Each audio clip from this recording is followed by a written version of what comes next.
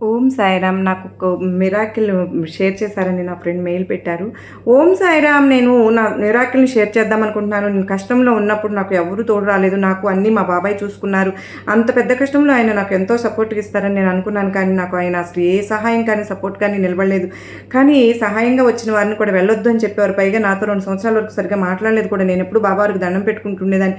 బాధపడేదాన్ని. మా బాబాయ్ అంటే నాకు చాలా ఇష్టం బాబా. ఆయన నాతో మాట్లాడడం లేదు. నేను తప్పు చేయలేదు బాబా. నీకు తెలుసు కదా అన్నీ.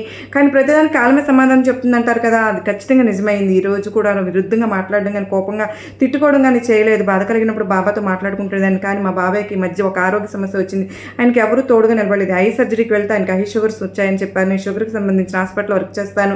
మా బాబాయ్ సడెన్‌గా నాకు కాల్ చేసి షుగర్ ట్రీట్మెంట్ ఇచ్చిమ్మని అడిగారు. నాకు చాలా ఆశ్చర్యం వేసింది. ఎందుకంటే ఆ రోజు గురువారం రోజు మా బాబాయ్ 2 సంవత్సరాల తర్వాత ఆయనే కాల్ చేసి నాతో దగ్గరికి వచ్చారు. నా స్నేహితులు కూడా షుగర్ హాస్పిటల్‌లో వర్క్ చేస్తుంది. అక్కడికి తీసుకెళ్ళాను.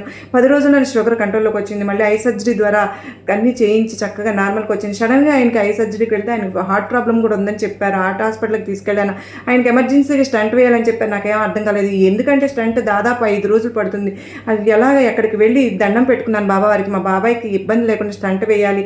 ఆశ్చర్యంగా అక్కడ బాబా గుడి ఉండడం ఆశ్చర్యం అనిపించింది. మా బాబాయ్‌ని తీసుకెళ్ళి అక్కడ మిరాకిల్ ఏంటంటే హాస్పిటల్ దగ్గర గుడి దగ్గర బాబావారి భక్తులు అండి. డాక్టర్ ఛాంబర్‌లో కూడా పెద్ద బాబా పటం ఉంది. మెట్లు ఎక్కే దారిలో కూడా బాబా పటం అంతా బాబావారే. మా బాబాయ్‌ని స్టంట్ కూడా గురువారం రోజు ఏశారు. నాకు చాలా అద్భుతంగా అనిపించింది. బాబాయ్‌కి అన్నీ షేర్ చేసుకుంటాను. ఏం జరిగినా కానీ నాకే ఫోన్ చేస్తారు. మా బాబాయ్ 2 సంవత్సరాల తర్వాత మళ్ళీ నాతో ఇంత బాగా మాట్లాడడం నాకు చాలా ఆశ్చర్యం కలిగింది.